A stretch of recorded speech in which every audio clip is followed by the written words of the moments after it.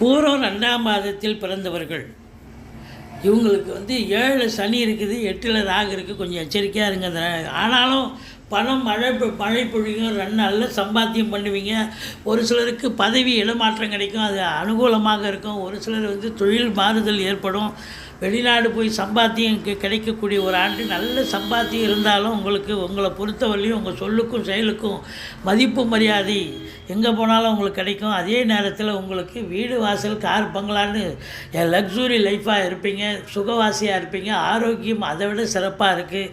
எதிரிகள் ஓடி ஒளிவார்கள். கடன் சுமை படிப்படியாக குறையும். கோர்ட்டில் கேஸ் எதாக இருந்தால் உங்களுக்கு சாதகமாக தீர்ப்பு வரும். உங்களை பொறுத்தவரையிலையும் சொந்த தொழில் செய்யக்கூடிய அன்பர்களுக்கு நம்பிக்கைக்கு பாத்திரமான பணியாளர்கள் கிடைப்பார்கள். 9ல் குரு 4 மாதம் ரொம்ப ஓஹோன்னு இருக்கும். 10ல் குரு கொஞ்சம் நடுக்கம் இருக்கும் உங்களுக்கு. இருந்தாலும் நடுக்கம் உங்களுக்கு தேவையில்லை.